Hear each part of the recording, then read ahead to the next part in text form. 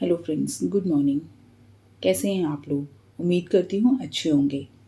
Friends, अभी तक हमने पढ़ा कि हिस्टोरिकल बैकग्राउंड, फिर कैसे रेगुलेटिंग एक्ट पास किया जाता है ब्रिटिश गवर्नमेंट के द्वारा। उसमें क्या होता है, रेगुलेटिंग एक्ट में कुछ कमियां रह जाती हैं, उसको रेक्टिफाई करने के लिए आता है पिट्स इंडिया एक्ट।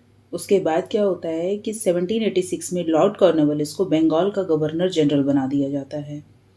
याद है ना आप लोगों की कि लॉर्ड वॉरेन हेस्टिंग को बंगाल का फर्स्ट गवर्नर जनरल बनाया गया था। अब ब्रिटिश गवर्नमेंट भेजती है लॉर्ड कॉर्नवालिस को गवर्नर जनरल बनाकर। लॉर्ड कॉर्नवालिस काफ़ी अच्छे शासक थे, काफ़ी अच्छे एडमिनिस्ट्रेटर थे। तो ब्रिटिश गवर्नमेंट ने इन्हें पोस्ट दी।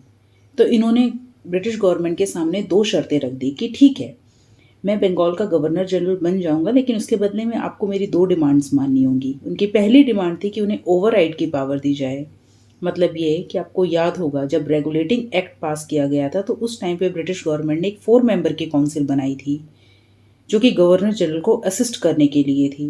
लॉर्ड कॉर्नवालिस कहते हैं कि जो भी डिसीजन काउंसिल लेगी, अगर वो मुझे पसंद नहीं आएगा तो मेरे पास पावर होनी चाहिए उसको बदलने की।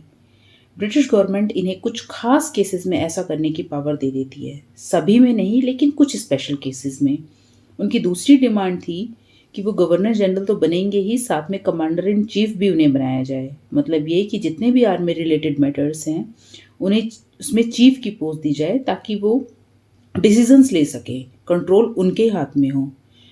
ब्रिटिश गवर्नमेंट उनकी ये भी शर्त मान लेती है। जैसा कि मैं आपको बोल चुकी हूँ कि वो एक बहुत अच्छे एडमिनिस्ट्रेटर थे। गवर्नमेंट चाहती थी कि वो बंगाल में आकर गवर्नर जनरल की पद संभाले और वहाँ का एडमिनिस्ट्रेशन देखें।